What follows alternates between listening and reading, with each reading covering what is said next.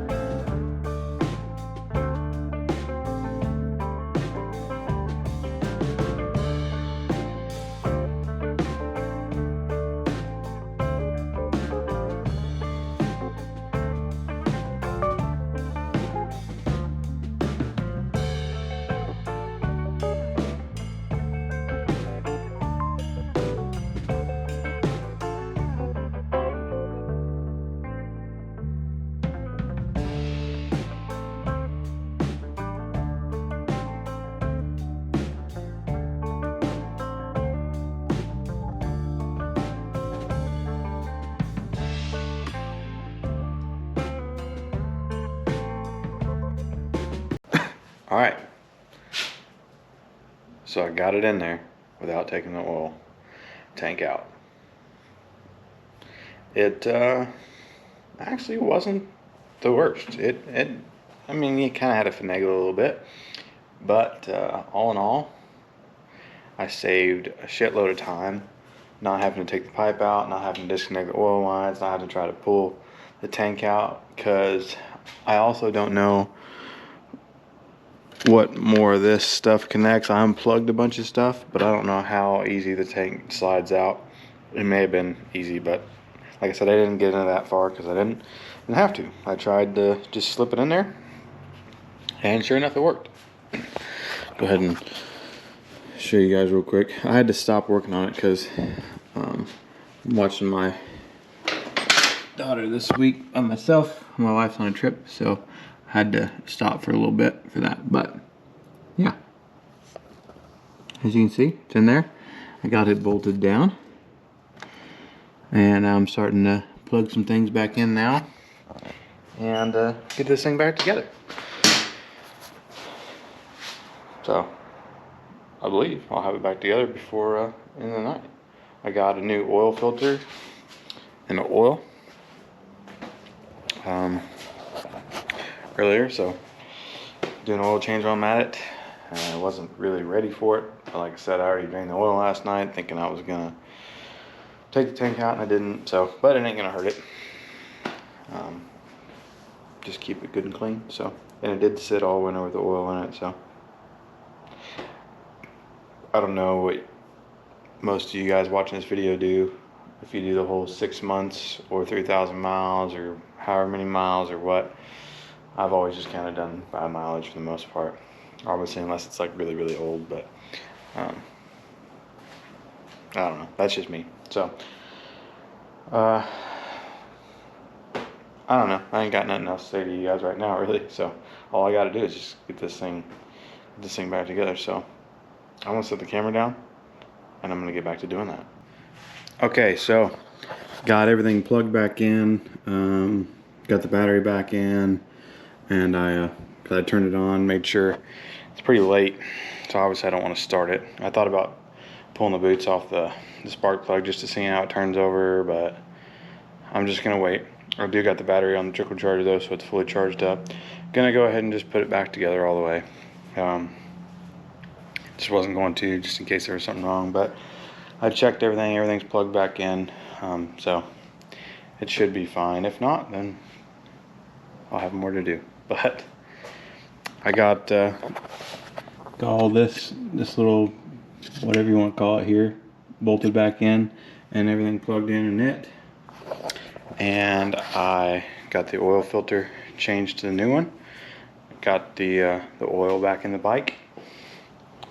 So next is this lovely splash guard that goes up underneath there like that. And definitely probably could have had it on already, but I'm kind of stalling because it's sort of a pain in the ass. It might even be my least favorite part of the whole thing. I mean, like I said, I had to finagle the starter and stuff out too, and that wasn't the easiest thing, but I'd never done that, so I didn't really know. I don't know. This I've done it a couple times, and I know it's a pain in the ass, so I'm just not looking forward to doing it.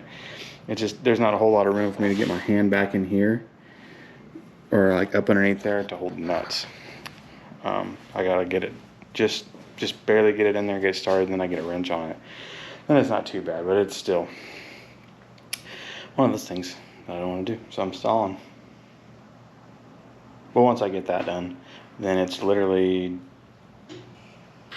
just the back wheel and the belt guards, and it's done.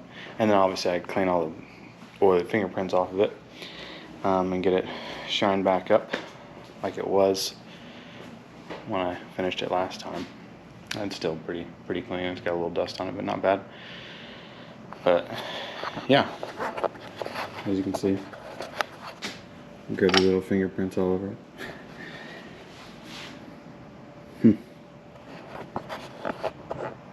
Alright, let's take a little shot, and maybe that'll fire me up to want to get this done. Put you guys back on the stand.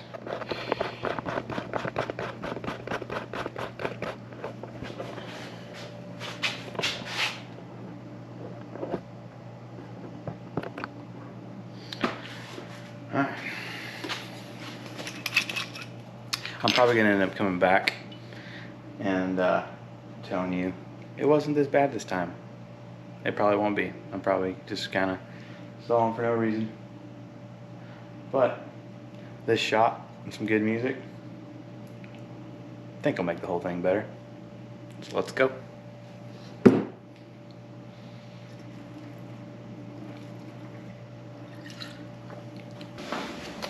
Alright, so I got it on there. It was both as hard and as easy as I thought it was going to be. I actually didn't have any problem putting it on there, but I lost 2 of the nuts and had to go through the stash and try to find some. Luckily I had some stuff that'll work.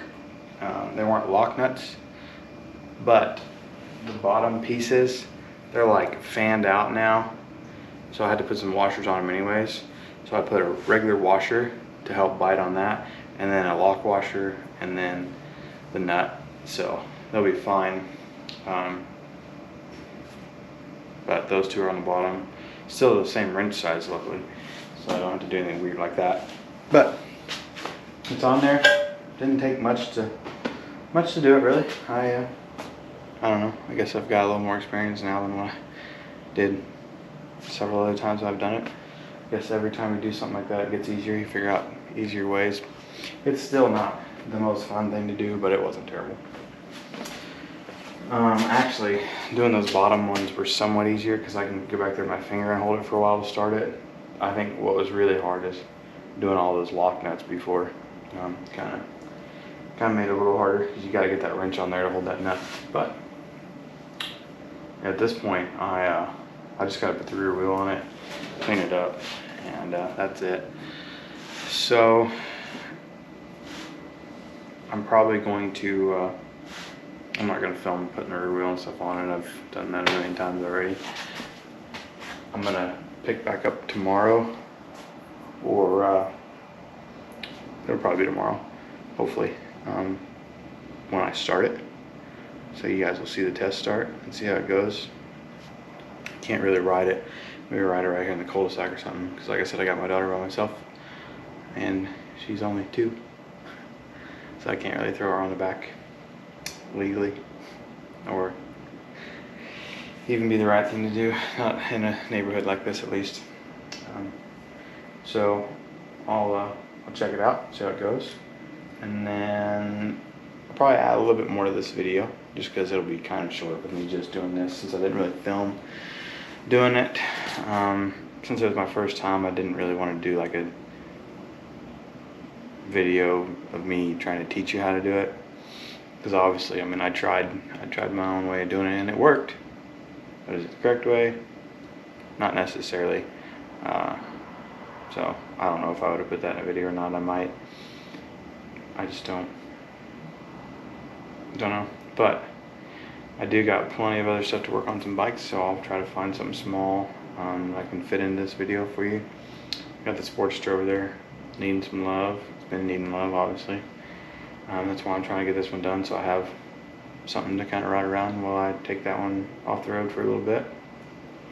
The big thing with that one right now, though, is I need to get those new spokes, and I think I told you guys I was going to get them from Buchanan.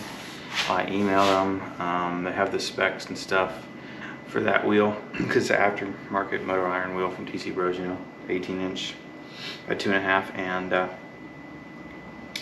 it's a 2-cross pattern. So if you don't know what that means, it means the spoke crosses 2 other spokes, and they emailed me back and said, however, we recommend 3-cross, and we'd need the wheel in-house to do that. It's in California. I don't really want to ship it. And they were gonna, measure it and true it out for me. Well, as I said before, I want to do the truing. I want to lace it up and true it myself. But I want to learn. I'm never gonna learn if I never try it. So the only problem is measuring it. I thought about trying to take it off there and measuring myself. I've never done it before. I've tried to kind of read up on it, but I don't quite know if I understand exactly everything it's telling me to measure. You have to measure several different measurements to get it right, and then I can send them those measurements in, and they should be able to make the spoke to do a 3-cross pattern. And since that's what they recommended, and that is exactly what it sounds like, just like the 2, it crosses over 3 spokes, and it's like a 10 to 15% stronger. It gives it more flexibility because it's not as a straight spoke design. They're a little bit longer since it goes more of an angle. I kind of learned that after they had recommended it. I kind of looked into it and researched it, but so I'm at the point where do I just go with the 2? Because I'm already getting stronger spokes. I want to get those other shocks to the back, like I talked about, the progressive 444s or whatever I end up going with, and well, the spokes would be an extra and be nice. I just don't know. It's weird. If they were closer and I could have them measure it and I could still just order those spokes and just do it myself, I would like to do that. But that's where I'm at with that. Because then obviously I want to put that tire on it that I got, so I can keep riding it and whatnot, and not have to worry about the back tire. Because the back tire is getting pretty low, but at the same time, that's the least of my concerns when I got that broken spoke. And then all the other stuff is pretty simple, pretty easy stuff to handle. Nothing crazy, like I said. It's mostly just like oil leaks and little things, and none of them have to be done right now. All the the other stuff, as far as rideability and things. The oil leaks I do want to fix, but I can do that in a night sometime in the shop and not really have it off the road for a long time. So I want to do that, and then sometime this fall or early winter, or before winter preferably, I'd like to kind of figure out, I need to do something with the hand guards, because I still got that one hand guard that's broke. I have an idea what I want to try to do to maybe help sturdy these ones up so I don't have to buy new ones again. Think about making a bracket right there in that weak spot. And I'd also like to get like I can't remember what they're called now, but they go into the handlebar. They hold them out like what the dirt bikes have on their hand guards. And I think that would help sturdy it up a lot. Do something like that. So I don't know. We'll see. But that's kind of one of the plans. And then obviously I need to do the bags too. The side bags, honestly, I can get mounted back up. I just need to make that new heat shield for that right bag. And then the big bag on the back, I need to support that a little bit more and figure out how I'm going to put that back on there, since that luggage rack is cracked now. I might just try to take that one and add some stability to it and not worry about it being all chrome. I can just paint it up nice or something. But those are kind of all the things I need to do to it. Everything else is still good to go. So like I said, it's not a lot. Just need some TLC, because I ride it all the time. And it's I built it for doing off-road stuff or whatnot, which I haven't got to do a whole lot of, and it's got its quirks. I kind of made things work or whatever, and as I ride it, I'm finding out what fails and what doesn't, and what I need to improve and stuff like that. So overall, it's been a good bike. But yeah. Anyways, I'm gonna quit yapping. Now that I did that, I might just keep the video as it is. But I'm gonna get this thing put back together, and next time you see me here in a couple seconds, we'll be trying to fire this baby up. And fingers crossed, it cranks faster and more efficient for this motor. And it cranks, and we'll do a test with it too. I'm gonna put the multimeter on it and see what the volts are reading at, because that was a big problem. It was dropping, so I think that'll be a good test to see. So let's get it done. All right, it's time to see if it helps and if it's gonna fire up. All that good stuff. Go ahead and pull this seat off here. Like I said, I'm gonna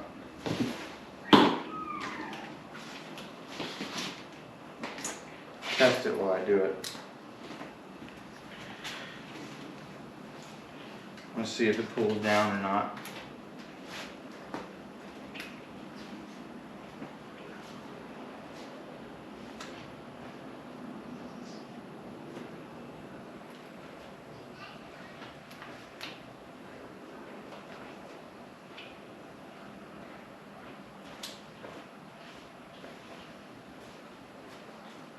Here goes nothing. Whoop.